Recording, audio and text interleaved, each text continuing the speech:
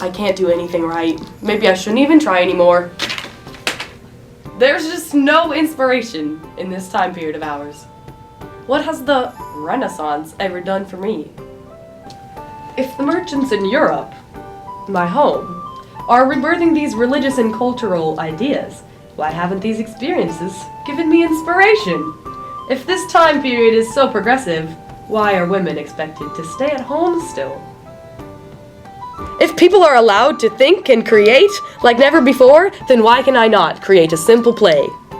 Inventions are everywhere, be it the printing press, the globe, the flush toilet, and I cannot even create something worthy of a flush toilet.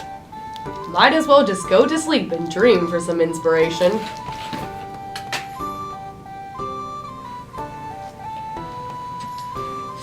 Whoa, I must be like dreaming or something.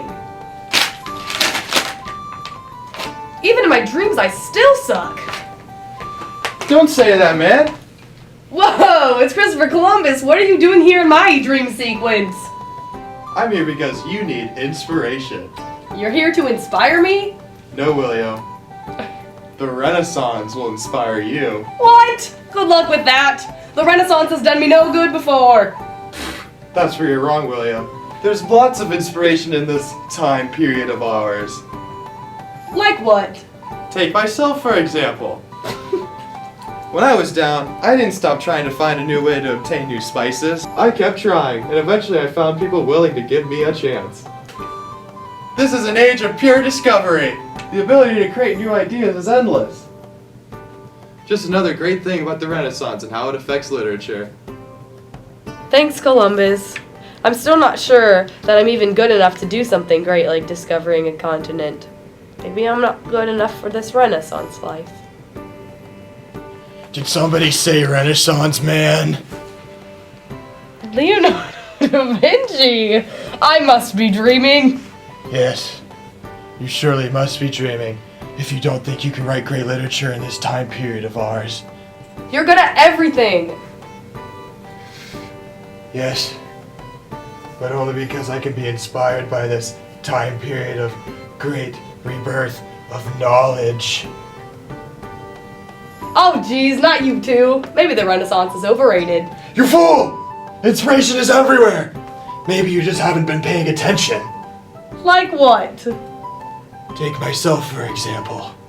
I found inspiration in the birds for my flight machine, in the fish for my scuba gear, and even a random Italian woman for my art. Yeah, but what good did that even do for you? I have a feeling it'll be the most famous painting in 2016 someday, probably. Wow, that's crazy that you can be inspired by so much. That's why we have so much to thank for the Renaissance! Remember, Bill, art, like the Renaissance, is never finished, only abandoned. Maybe Da Vinci's right. Maybe I can be inspired by the things in the Renaissance. But what if I write something and it's not loved by others? Well, maybe if you love it, then that's all that really matters. Copernicus? Who could have predicted you being here? I don't know. Copernicus, you wild! Okay, So what's your message for me, Pern? that's not my name. Good one, Pern! I'm here to remind you that the Renaissance allowed people to think of things that maybe not everyone agreed with. Wow, I bet that affected literature a lot in this time period. But what's a real-life occurrence of this? Well, take me for example. Not many people liked it when I proved that the Earth revolved around the sun, but they didn't kill me for it, so that's good, I guess. What a world we live in. You're right, Pern. The Renaissance is a great place to be a free thinker. Awesome. Thanks, Copernicus. You've really opened my eyes. Cool. Bye! Bye. All these great people keep telling me that it's possible. But what if they're just great men that happen to live in this time period? Although these men, they may be great, they owe it all on to the date. Martin Luther! What a surprise! It may come as quite a shock that Martin Luther come to knock, but here I am to you to say, never do things not your way. A lesson worthy to cross all dawns, the worth that comes from Renaissance. Well, what makes the Renaissance so great and not just those guys? Time that come creates the men. It is so written by God's pen. Men are only shown as great by events unfolding as of late. None are born great as you can see, such is the way of destiny. The time itself creates the great, not solely those participate. How does that even apply here? The story comes and not so dull, allow me to be example. One day just me, a lowly priest, saw church morale to be of least. Although unliked, I had to say, there had to be another way. And so a man ungreat as me changed all the course of history. And so it proves without a doubt, greatness comes without a route. This period in time allows the good, believe in that a great man should. Wow! So I guess anyone can be great! I can do this! I can make great things! I just gotta believe in myself! Thanks, Renaissance!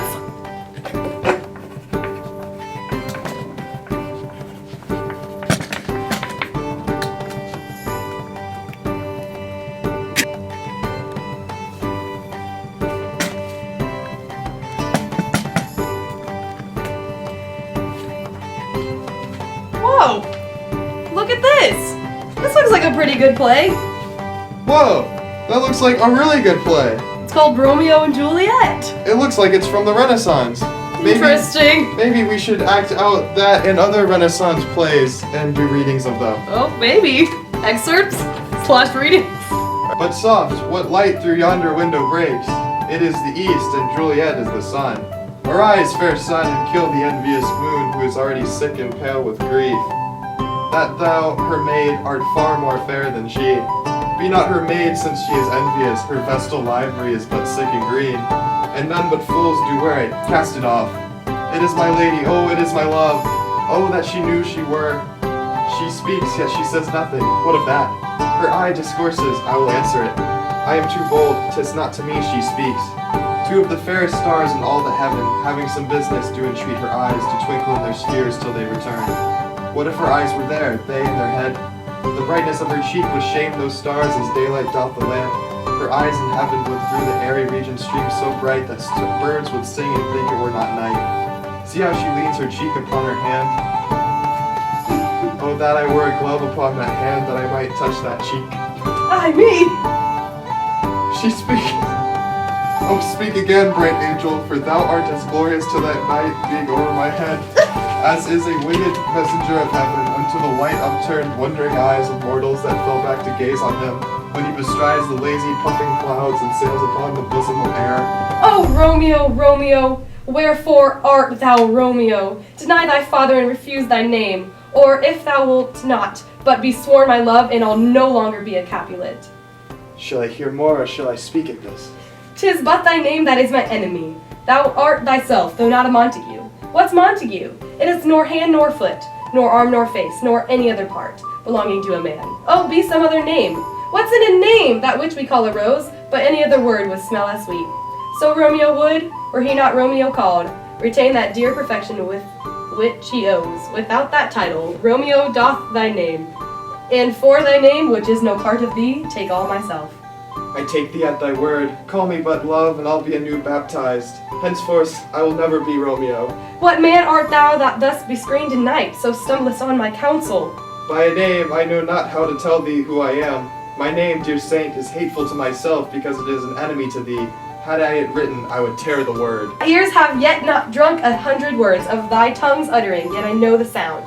Art thou not Romeo and a Montague? Neither, fair maid, if either thee dislike. How camest thou hither? Tell me, and wherefore? The orchard walls are high and hard to climb, and the place death, considering who thou art, if any of my kinsmen find thee here. With love's light wings did I overperch these walls, for stony limits cannot hold love out. And what love can do that dares attempt to love? Therefore thy kinsmen are no stop to me. If they do see thee, they will murder thee. Alack, there lies more peril in thine eye than 20 of their swords. Look thou but sweet, and I am proof against their enmity. I would not for the world they saw thee here. I have night's cloak to hide me from their eyes, and but thou love me, let them find me here. My life were better ended by their hate than death prorogued wanting of thy love. By whose direction foundst thou out this place? By love that first did prompt me to inquire, he let me counsel and I lent him eyes. I'm no pilot yet, wert thou as far as that vast shore washed with the farthest sea, I should adventure for such merchandise. Thou knoweth the mask of night is on my face, else would a maiden blush bepaint my cheek, for that which thou hast heard me speak tonight. Fain would I dwell on form, fain deny, what I have spoke but farewell compliment. Dost thou love me? I know thou wilt say aye. I will take thy word, yet if thou swearst, thou mayest prove false at lovers' perjuries. They say Jove laughs, O gentle Romeo. If thou dost love, pronounce it faithfully. Or if thou thinkest I am too quickly won, I'll frown and be perverse, and say thee nay, so thou wilt woo, but else not for the world. In truth, fair Montague, I am too fond, and therefore thou mayest think my behavior light. O blessed, blessed night, I am afeard, being in night, all this is but a dream, too flattering sweet to be substantial. 3 words, dear Romeo, and good night indeed. If that thy bent of love be honorable, thy purpose marriage, send me word tomorrow, by one that I'll procure to come to thee, where in what time thou wilt perform the rite, and all my fortunes at thy foot I'll lay, and follow thee, my lord, throughout the world. Madam! I come, anon, but if thou mean'st not well, I do beseech thee. Madam! By and by I come, to cease thy strife, and leave me to my grief. Tomorrow will I send. So thrive my soul. I love And Shakespeare. Romeo Okay, and Juliet. Okay. I hate us. That was probably so long. That was terrible. Whoa, look, it's a book! Oh, whoa! It's The Prince by Machiavelli. Niccolo Machiavelli, right? Indeed. Whoa, we should do some of our favorite excerpts and readings from it.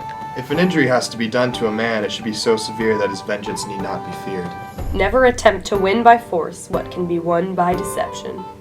Since love and fear can hardly exist together, if we must choose between them, it is far safer to be feared than loved.